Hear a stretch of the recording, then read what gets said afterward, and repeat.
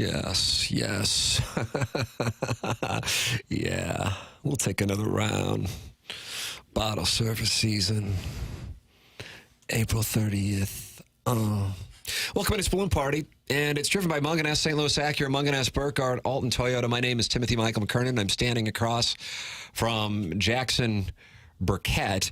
Jackson, 24 hours ago, I would have described you to the audience as frazzled. Matter of fact, I think I did just that.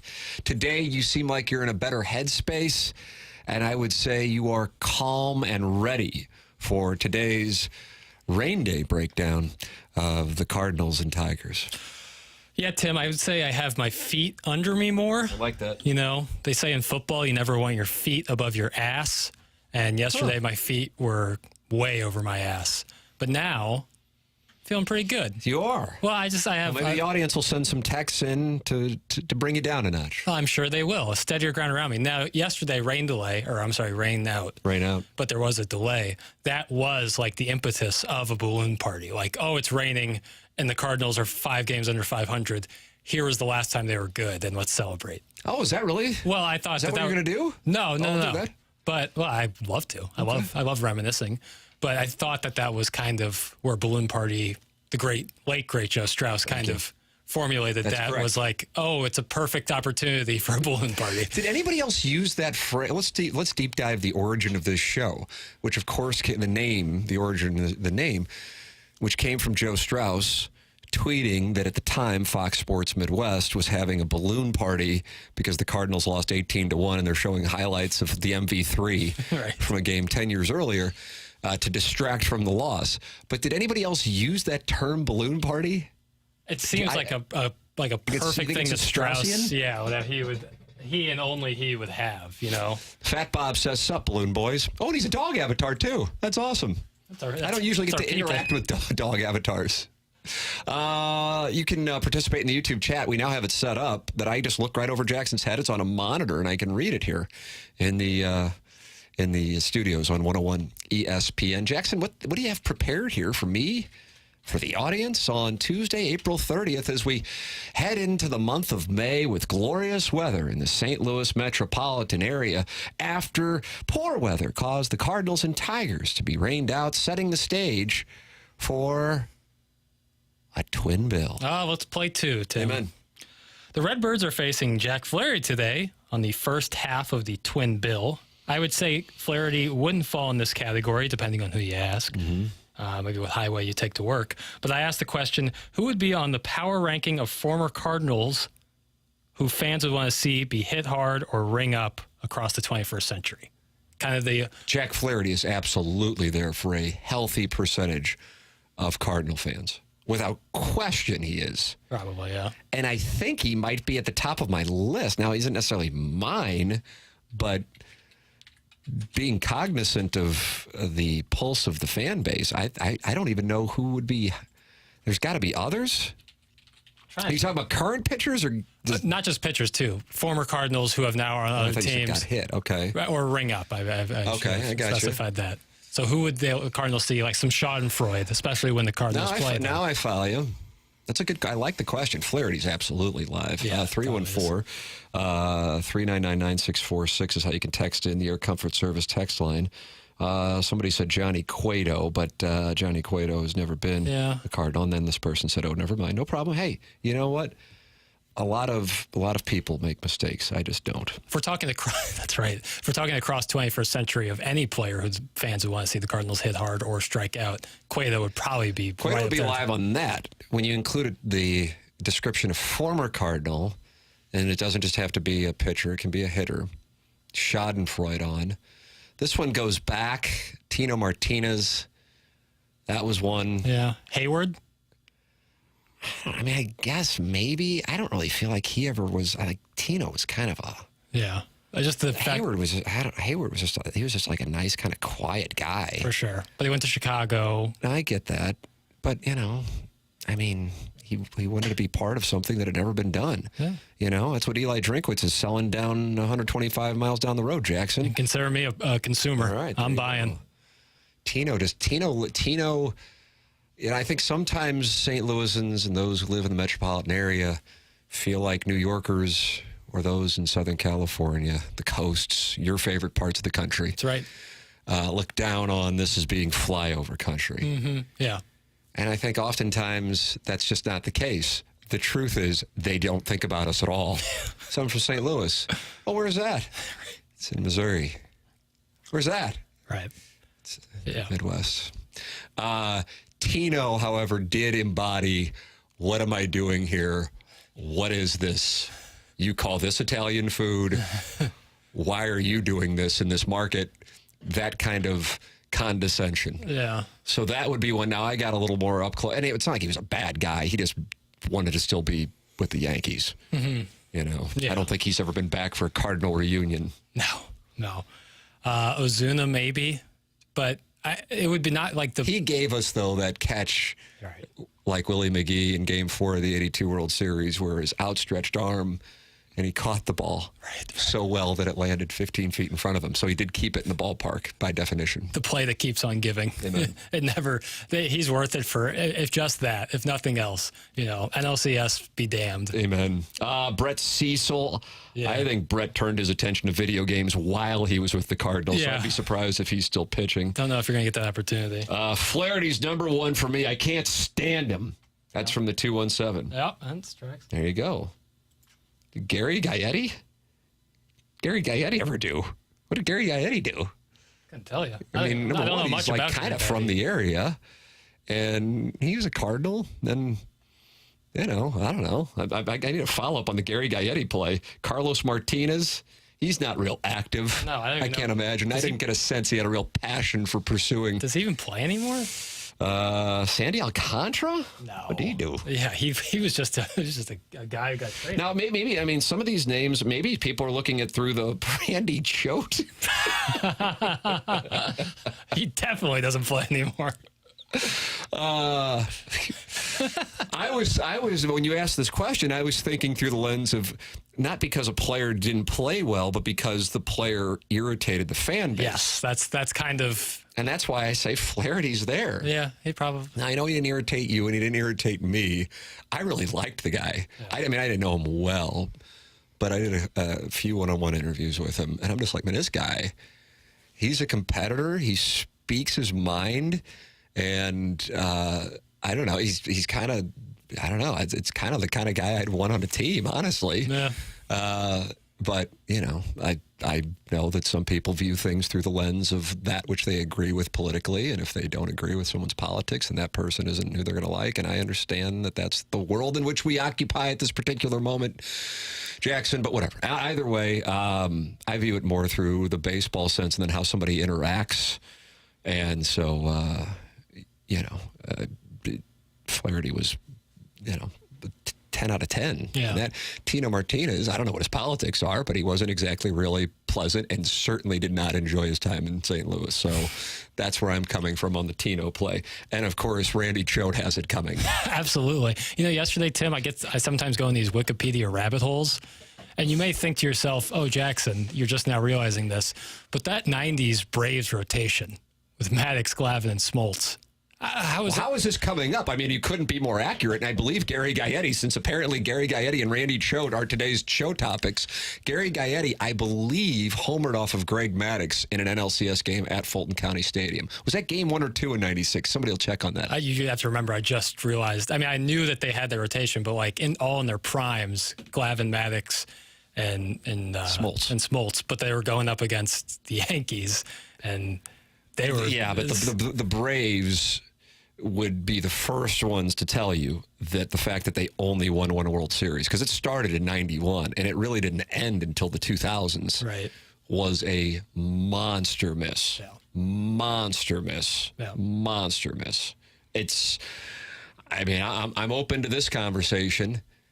Team in the, I mean, we got to go back to my pre-2000 thing. I usually like to try to start at 2000 to incorporate both the youngs and the olds.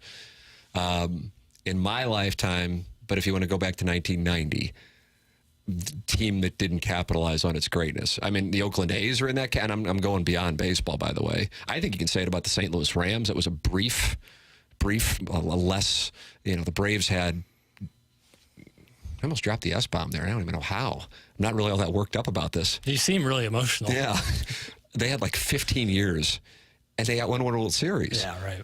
But the St. Louis Rams, the Oakland A's, the La Russa, McGuire, Canseco Oakland A's, Dave Stewart. Who else? There are others out there. I'm sure you can throw in an NBA team. There's been a lot of multiple-time champions in the 21st century, so it's tough to say who's left to put out there. Hockey fans would say, I don't know if they would say the Penguins got the most out of the Crosby era. That's a good one, because they had Malkin, I feel like too, the Red forever. Wings, for as great as they were, they could have had more. I'm not talking about recently, of course. Sure. I mean, I know they won, but could have won more. The Dodgers continue to be that team that can always do more. Cowboys fan, Dodgers is a great play. Yeah. Dodgers is a great play. They Dodgers, as far as recent history in sports goes, Last 10 years. Dodgers, I think, is the answer, actually. I don't know what else would be. Yeah, because they've only won one, and there's an asterisk by the one. And for 10 years, they've had not only like the biggest budget in baseball, but on paper, one of the best lineups by far. Some people say Buffalo Bills. That's a good play. Yeah. I think you can say Bills both in the early 90s and even now. Yeah. Let's see. Colby Rasmus and his dad. I don't know if they have a company softball team or that hasn't capitalized on their opportunities, or if that's in reference to if he were to make a comeback, this person would want to see Colby struggle. Great tattoos, man.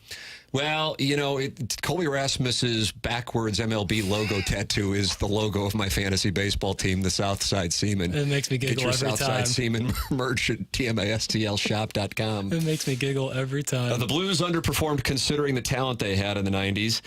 Yeah, I guess what I'm saying, I mean, I understand that perspective. 100%, I get it, and I don't think it's ridiculous. I suppose what I'm saying is when you're talking about Greg Maddux, John Smoltz, Tom Glavine, you're talking about three of the all-time greats in the game, and they had a bunch of great position players too, and to only get one World Series, and they were all firing at the same time. That's a miss. I know that Cowboys fans and NFL observers feel like the Cowboys left a run out there with the Jerry Jones, Jimmy Johnson thing.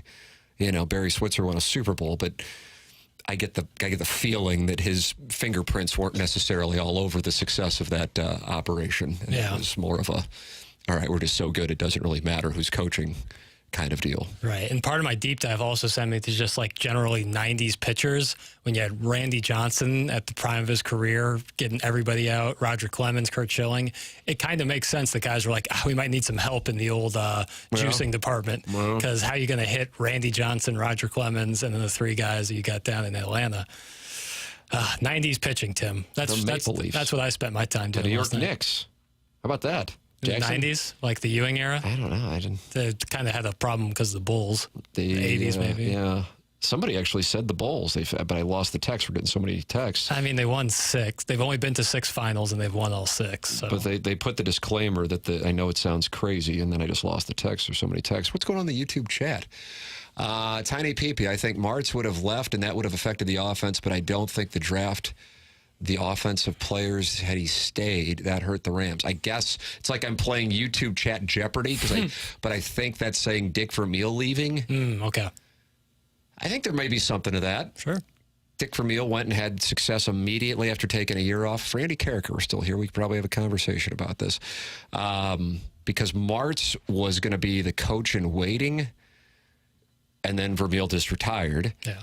But I believe the Cowboys were going after Martz. And so the Rams didn't want to lose Martz. And so as to what really happened there, I kind of get the sense, honestly, I'd be curious what Randy says. I think he really did retire on his own. I interacted with him. I could be off. Like the day he was moving, I was at his home. It was my first day at KMOV. And they're like, hey, we understand Dick Vermeil's moving today. He's speaking at the MAC. After he's done with his speech, why don't you go over there and ask him if he's all right with you getting video of him moving in his house? You love this story. It's just like the fact that I'm like, yeah. Like if somebody, the highest high up from Hubbard contacted me to do something like even like half as asinine right now, I'd be like, I don't know. I guess I'm going to go work somewhere else because I'm not doing that. And then I'm like, sure. And then I remember asking Dick Vermeil, hey, do you mind? I mean, hey, do you mind? I mean, any of us who have moved know it's like the worst day. Worst. Yeah, it sucks. And here's a man who just retired, made the decision to do so, is driving back to Philadelphia area. So it's not like he's like, shooting across the state. No. And he's packing boxes, and some ne'er-do-well who just started in local TV in St. Louis is like, and that's what I walked up to him at the MAC. I go, hey, do you mind if I get some video of you packing boxes?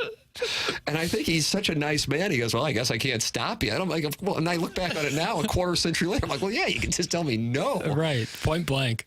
And then not only do I show up, and Carol from me answers the door, and she goes, Dick, there's some guy at the door with a cameraman. What is this? Fair question. And I said, well, he said we could. And she goes, oh. And I think she's like, my husband's so nice that he let this intern boy, this tiny little intern boy who's wearing like a $20 suit, show up. And all we're supposed to do is get video of his packing boxes to move. And the next thing, I'm doing a Roy Firestone sit down in his empty living room, reliving the regular season game against the 49ers. And I look back on that interview, and it's like, I could tell he was giving me the, let's wrap it up. Yeah, I'm trying to move. The catch was the grade. I understand it was a big deal. Yeah. But I gotta move. Did you at least help him, like move a ottoman or something? No, I told him I went to St. Louis U High and I don't do manual labor. He understood. He knows that. The lensman started helping. Absolutely, I can't do that stuff. I went to St. Louis U High. All right, Jackson's got a potpourri of topics for you. It's Balloon Party, and it's on 101 ESPN.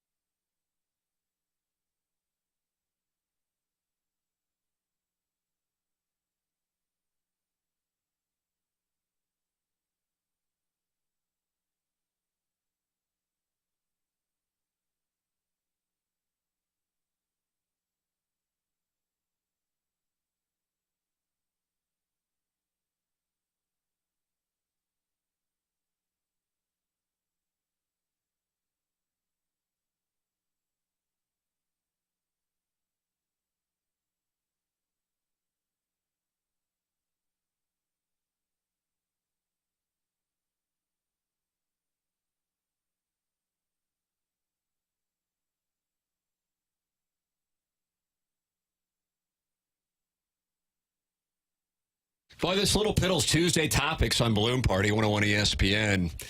It's a winner. This is what happens when Jackson isn't frazzled. He gives you winners. I make picks, you make money. I make picks, you make money. And Jackson asks questions, and what he does is stimulate the minds of the St. Louis area sports fan. Yeah, and stimulate the economy. Yeah, by proxy. Thank you. Because I see in the YouTube chat, which is active as the day is long, and we welcome you to participate. I see Preston S1 says years ago, because we're talking about teams in the last 40 years, because for whatever reason he started watching videos of the mid-'90s Atlanta Braves. Not even videos. I was just in a Wikipedia rabbit hole. Really? Is that right? So you didn't realize how good that group was? I knew that. I didn't know that they were all three in their prime. I thought Glavine was a little out of it. It was insane. Yeah. And don't forget, and I'll leave some position players out, but Chipper Jones, right. Fred McGriff, 2 Hall of Famers. Yeah. At the corners in the infield. Javi Lopez was a really good catcher. He's not a Hall of Famer. God, who was in that out? Justice was in that outfield. David Justice. Ryan Klesko would rake. I mean, not a Hall of Famer, but Marquise Grissom. Yeah. I'm sure I'm leaving people out. But when you get 3 guys like that, so every other day, basically. Oh, it was insane. And then they had Denny Nagel for a while and Kevin Millwood. I mean, those are guys who would be like number 2 starters here right now, but they were 4 and 5. Yeah, it was. In a moment, you did have an appreciation for it. That is why when the Cardinals went up 3-1 on them in '96, it was a good team, but it wasn't like a great Cardinal team. It wasn't anything that we saw from 2000 through 2011 postseasons around here. That you're going, oh my God, the Cardinals might beat the Braves. It'd be like, Missouri beating Alabama or Georgia, before Missouri got good, that kind of thing. And so somebody is citing the 04-05 Cardinals as being a big miss, talking about teams that had big misses on opportunity. And then Preston S1 in the YouTube chat says, years ago, Dave Duncan was on 101 and said that headed into that 2004 World Series, they knew the Cardinal pitching was in trouble and it was going to have a tough time matching up with the Red Sox hitters. I did not hear that interview, but that was 100% the case. The Cardinal pitching was not the reason why they were there. Yeah. That was Chris Carpenter who got hurt, and then they had some guys who were good, but their offense was so sick, and unfortunately the offense just wasn't there.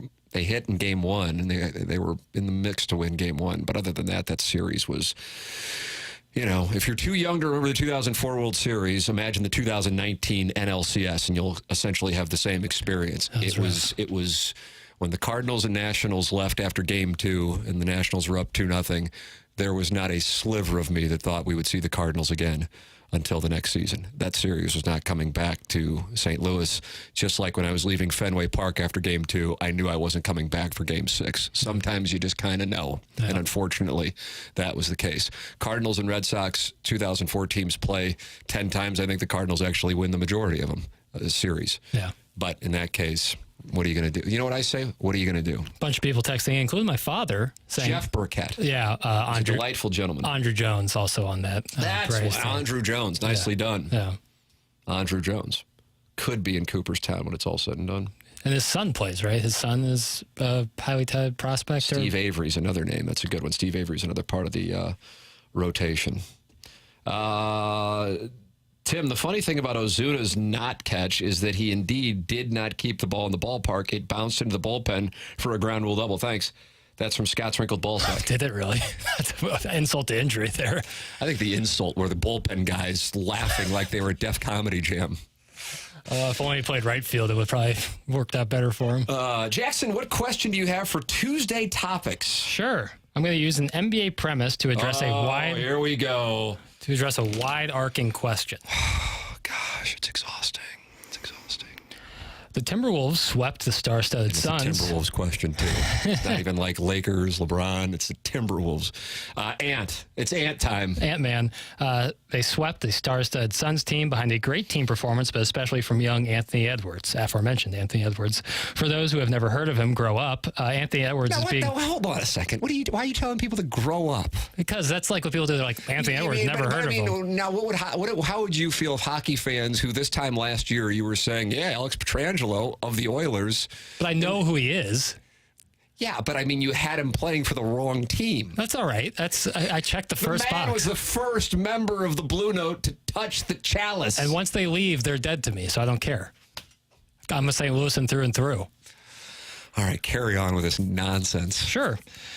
Anthony's being praised for his performance so far, obviously, but he's also receiving love for how he conducts himself in interviews and his perceived leadership. From your experience and perspective, can guys who are young and early in their career be impactful leaders on a team, even if they have plenty of vets around them? If so, how much value can that hold? And do you think teams look for these sort of things in drafts and trades? Finally, do any STL athletes across time come to mind when you think young leaders? Boy, I love this question. Thank you. Even though I felt like it was a backdoor way to weave in the T-Wolf Sun series, personally. Not much of no takes. I feel bad for their coach, Finch. He's getting ACL surgery or is that right? tendon surgery, yeah. Conley. I think one immediately comes to mind. I'm not saying he's the greatest, but this is just from recent headlines. Think where I'm going with this. Recent headlines. St. Louis sports. Team you don't pay much attention to. Okay. Robert Thomas. That's a good one, but I mean, at this point, he's been around since 2019. Alex Petrangelo. David Perron. Chet Deuces. Why are you just naming a bunch of former Blues? I thought that was kind of the segment. No. Your question was young leaders. Yeah. So stay on the topic that you started. Oh, Jake Neighbors. Yes. I'll tell you this. I think it is an invaluable skill. I think it's an invaluable skill. And one of the reasons why I describe it as invaluable is I don't think there's a metric to track it. Or a way to teach it. You just either have it or you don't. Yeah. I think perhaps you can learn to not be an S disturber. Sure. But I don't think an S disturber can suddenly become a leader unless said S disturber experiences the transition, which will take time to go from whole. Because I kind of get the sense that the Randy Moss that Bill Belichick and Brady had in 2007 is a hell of a lot different than the one that Rams fans saw in the, I guess it would have been, was that January 16th, 2000, Jackson? With the Vikings? The Rams played the Vikings. It was. You don't need to look it up. I was mooning. You know, it's possible January 15th. Oh, you were mooning the crowd. Oh, you brought up Randy Moss and the Vikings. Oh, boy, if you're on YouTube, what a treat that was for you. Yeah, so I think it can happen as far as young leaders. Yeah, absolutely. Yeah. I don't think you necessarily stand up and start making speeches. Sure. But it's the way you go about it. Yeah, and lead by example. Carries weight, 100%. Lead by example. Because exactly. like Yachty is a great lead by example. Yeah, and in 2006, even though he was only in his second full season with the Cardinals, when he hit that home run, I know the people were like, man, the young Yachty or Molina, just like this guy's, he's just a gangster. I mean, right. he is so good. He is a baseball gangster. Yeah. Mentally tough. He will compete with anybody, just loves to compete. And, okay, it's the ninth inning tie game. Winner goes to the World Series. I'm not freaking out here. Let me go yard real quickly. Right. And send this thing to the bottom of the ninth with Adam Wainwright out there. His battery mate, Adam Wainwright, also in his pretty much his first time as a closer, another guy in 06 who's a prime example of a young leader. Yeah, I don't know on the lead. I get it there. I get it. I don't know if he would consider himself. I'd be curious on that because a lot of those guys who are in that bullpen credit loyal Balloon Party listener, Jason Isringhausen, of kind of guiding him because he got hurt, which is why Wainwright became the closer. And to his credit, stuck around and like kind of mentally got those guys through that because they had a bunch of young pitchers on that team. Yeah. That didn't really do much afterwards. Honestly, Sure. Josh Kinney, Tyler Johnson. Braden Looper. Braden Looper had been around. I think he was on the 90. I don't know. I feel like he was on maybe the 03 Marlins that won the World Series because he was with the Cardinals in 98.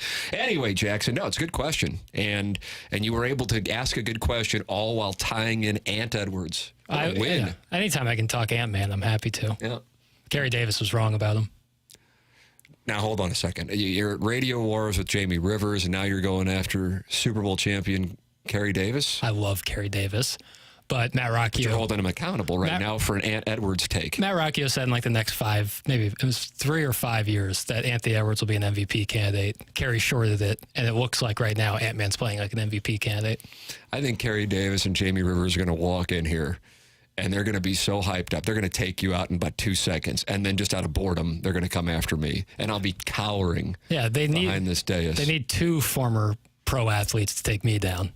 I'm a lot of man.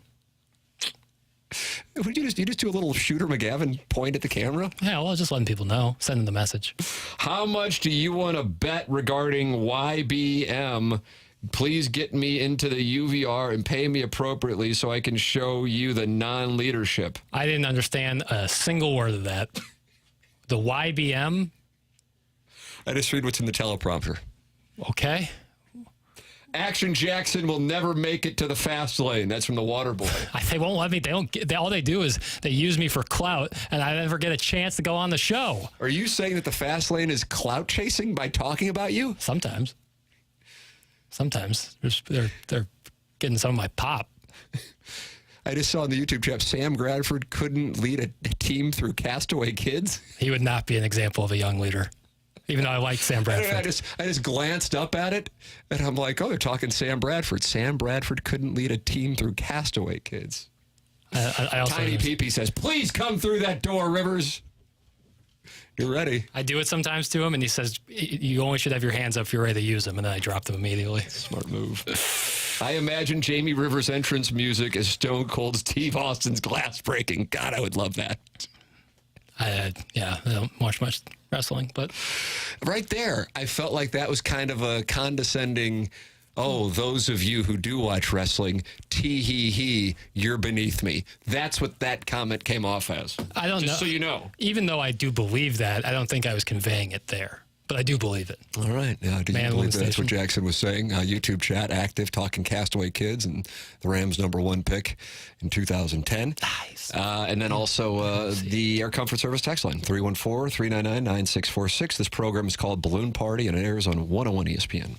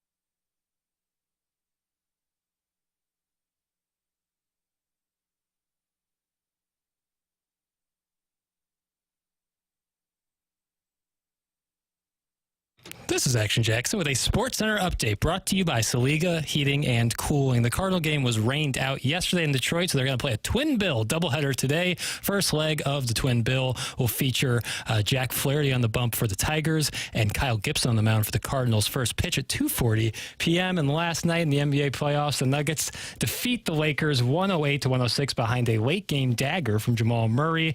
Denver wins that series 4-1 and advances to the second round. That was another Sports Center update brought to you by Saliga Heating and Cooling, an independent American Standard heating and air conditioning dealer.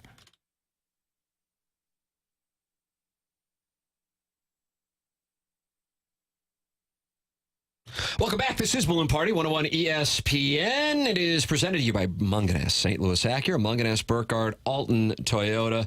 Timothy, Michael, McKernan, Jackson, Bennett, Burkett with you until 11 o'clock. And it's a program that has a very active YouTube community on the 101 ESPN YouTube channel. Tiny PP, Frick James, and John Scores are in there talking about the Pussycat Dolls. Oh, nice. It's not the same since the girl from the Pussycat Dolls left the show. She was easy on the eyes. That's from John Scores. Is he talking about Nicole Scherzinger? Is that the lady from that band? Oh, you hesitant to say Pussycat Dolls? No, if you can say it in that context, of course. Pussycat Dolls. Right. Look at you. You're all grown up and you're all grown up. Margaret Qualley's character in Once Upon a Time in Hollywood was named Pussycat. She hasn't done much since that picture, am I right? She's done some things. She's great. You're a fan. Yeah, Sydney Sweeney's in that movie, by the way. And I didn't realize that. Yeah, she's one of the Manson family. There's a lot of people in that. Ethan Hawke's daughter's in it. Yeah, we'll talk more Nicole Scherzinger coming up. But in the meantime, Jackson has this Little Piddles Tuesday topics that you can get involved in. The Air Comfort Service text line welcomes you. Great Ape Auto Detailing is in there, and I love that guy. That's my guy. 314-399-9646. Let me see what he says. I don't think Action Jackson knows what clout means. That's what the Great Ape Auto Detailing said. I do, but it's okay. Would you like to tell Great Ape so he knows that you know? Just kind of building up social currency. You know, the more people know you, know of what you do, you build up some clout. And so in order to get... So Great Ape Auto Detailing might be theorizing that you're trying to engage the fast lane to get clout for yourself, like poking the beehive. And I always say, and of course this is metaphorically speaking, because literally it's not possible, never punch down. Yeah, it's true.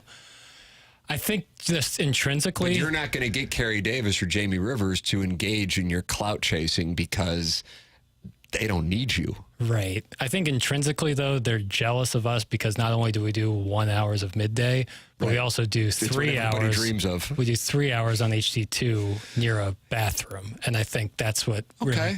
I think that's what they're jealous of. Okay, I didn't even realize. Like you do drive time on a major station, 2 to 6. We do drive time on HD2. That's right. And sometimes our show doesn't go on the air, and camera issues or what have you, flushing noises. And that's it makes people jealous, and jealousy is a bad look. On here, wow. Wow, sounds like Jackson is indeed cloud chasing. Jackson, what's our next question on Tuesday topics? Tuesday. In sports media news, Jason Kelsey will now be a part of Monday Night Football's pregame show. That's a good hire. I think that's a good hire. Yeah, good. Couldn't agree more, Tim. Along with more news, the longtime CBS stalwarts Phil Simms and Boomer Esiason are hitting the bricks to usher in Matt Ryan. Do you see a continuing trend of former athletes joining traditional sports media and being thrust into big stages at the start of their broadcasting career almost haphazardly? In your opinion, does that experience of playing the game at the pro level outweigh broadcast talent? What's the sliding scale for that? And do you think networks care about it? I'll answer the last one first. No. I think in particular in 2024, but I think this could have been the case decades ago. I just think you're seeing more acceptance of it and perhaps more expedience with it now, that if you have a personality, and I mean not just like a personality in the abstract sense, like most human beings have a form of a personality, but I'm talking about a personality like a Jason Kelsey, sure, gregarious personality or quick wit, whatever it is that you may look at. I'll call it the Charles Barkley model. Yeah. Then you go, oh, we got a good one. Let's put him in there. Peyton Manning, is one that would be an example. While he was playing, you're like, this guy will be great at broadcasting. The Matt Ryan thing surprises me a bit.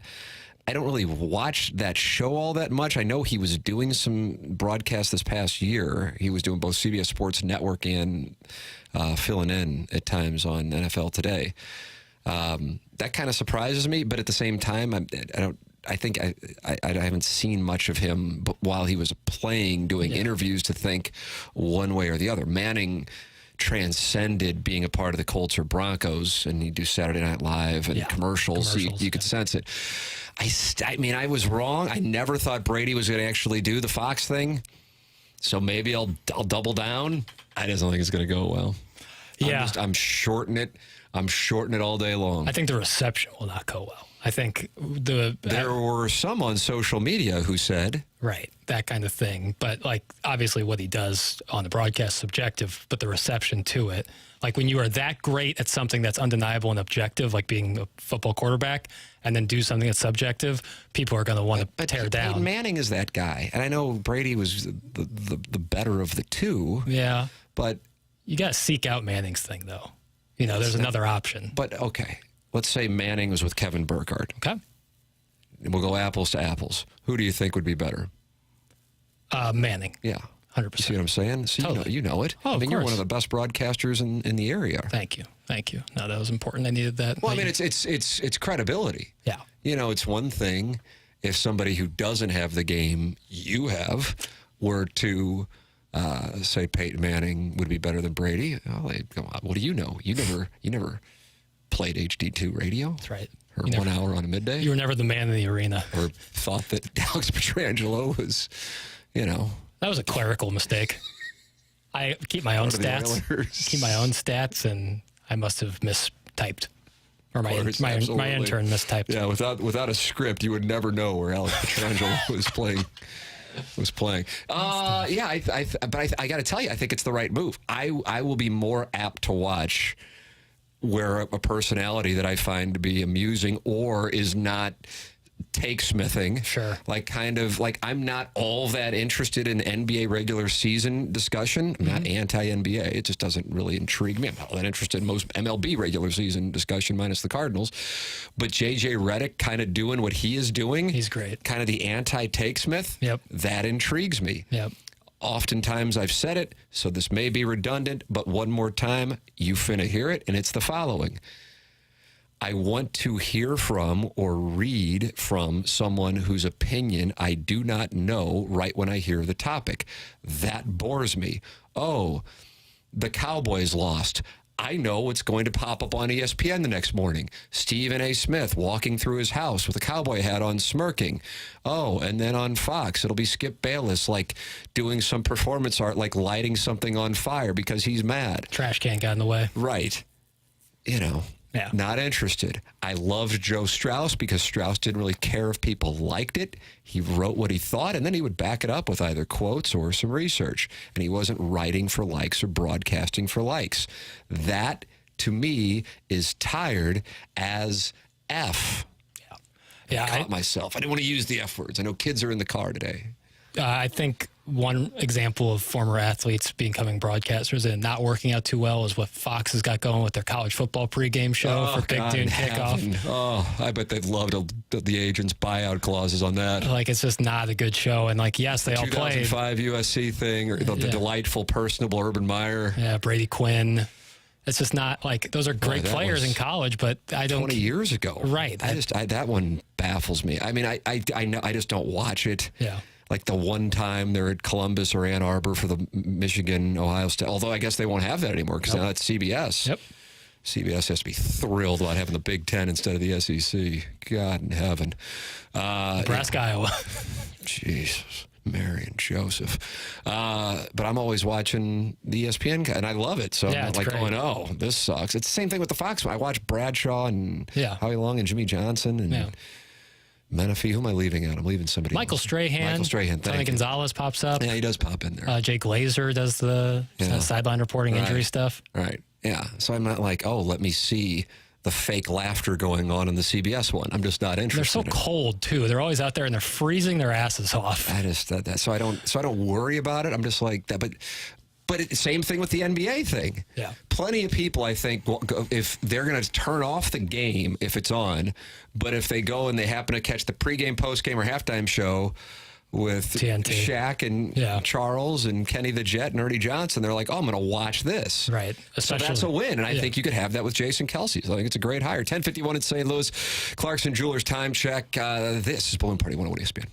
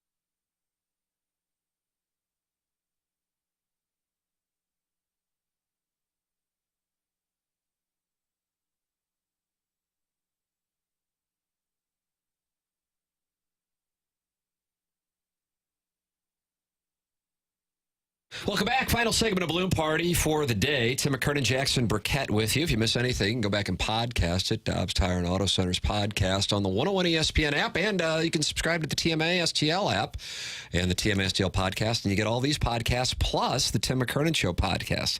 And Jackson and I might be doing one of those here in a matter of moments.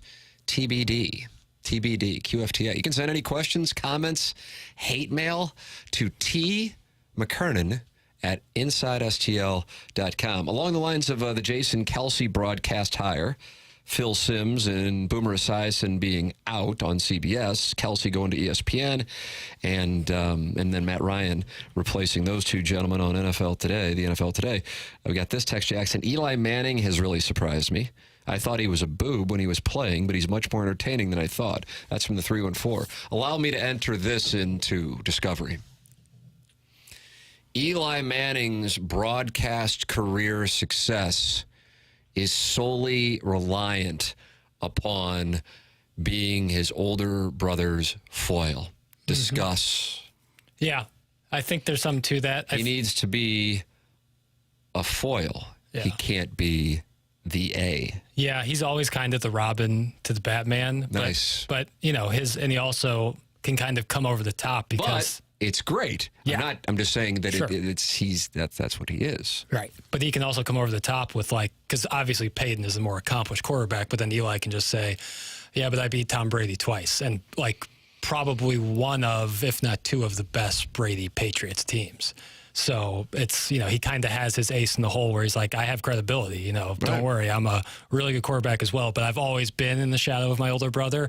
And I think it's a comfortable place and he knows how to play that. It's perfect because Peyton's obviously like a type A and Eli is like the Dustin Johnson kind of personality. Right. Boy, get a look at this guy. Yeah. Just I won 2 Super Bowls and I really don't have much use for playing football or knowing about it. But yeah, I beat 2 of the great Patriots teams. Yep. So there's my juice. Yeah. Yeah. It's kind of John Madden and Pat Summerall were the GOATs. That's from the 314.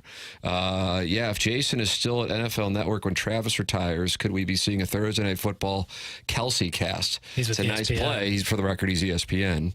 Travis just signed with the Chiefs yesterday. Jason signed with ESPN. Travis signed with the Chiefs. Yeah, I bet they keep doing that podcast for a little bit, though. I would say they keep it running. I enjoy that podcast. I do, too. They had Little Dicky on the other day. It was hilarious. I think they're great. That podcast. What's your favorite podcast, Go? I'm a big Ringer guy. Bill Simmons pod. Association of movies, and that's my perfect. Yeah, that's everything for my life. So a bunch of the Ringer podcasts I really like listening to. Rewatchables, Bill Simmons pod, Ryan Russillo, love Russillo. Life advice. Tim McKernan Show.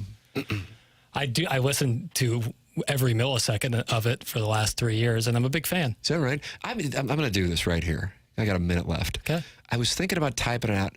We get requests. I get requests, I guess, whenever you're on some of the emails, too, to go back into doing interviews like I did when I started that thing. I guess, God, it's almost 7 years ago. Holy crap. And I loved doing the interviews. And there was a podcast, maybe it was Big Cat on Barstool, and he did it with A-Rod. But they did a season of interviews. Because doing it 52 weeks a year and having a great interview every week, we did it. I had a great producer named John Seymour, wonderful producer. Some of you in the audience may know because he used to work at 101 years ago. Yep. And he could do it, but God, you run out after a while. But if I could do 10, and I was just going to type in a spreadsheet, I want to talk to Bill DeWitt III, I want to talk to Eli Drinkwitz, I want to talk to, just get have them come in, same, the video studio, so then we can have it on social media, people can watch it on YouTube. Who would the names be? I love those kinds of conversation, like a sound story kind of conversation, where it's topical, but they're also... You know what I mean? You follow me on this? I love that stuff. But what turns me away from it is having a lot on my plate, number one. But number two, doing it 52 weeks. Oh, it's not sustainable. It's not fair to the producer, and the expectations of the audience just can't be met. It's impossible. So many podcasts start out with great guests, and then if you become guest reliant, it's just not sustainable because there's so many damn podcasts. But if I could do 10 episodes, who would the guests be? Mo would certainly be one of them. I would actually go Bill DeWitt III. I think you do both. You can, but I certainly can. But Bill DeWitt III is the one I'm really, really, really more interested in. Yeah. Because I don't think Mo's calling all the shots. I know he's the bad guy in the eyes of the public, but I don't think he's calling all the shots. Drinkwitz. Army. Yeah, that's an interesting one. Yeah. Army. Yeah, that's a good one. That's a good play. What was I saying? I had another one in there that I just said and I forgot. I don't know. Des Gates? I don't think there's a lot there right now. I mean, it's not a shot at him. I'm just talking about, give me the 10 best in St. Louis metropolitan area sports. Waino? That's a great play. Yeah. But, I mean, he's like always super accessible, too. I mean, he's on, or he was on every. Right. Anyway, it's 11:01. I got to go. I'm out of time. Jackson, wonderful, wonderful day today on Little Piddles Tuesday. Topics, BK and Ferrario are up next. For Jackson Burkett, I'm Tim McKernan. This has been Balloon Party on 101 ESPN.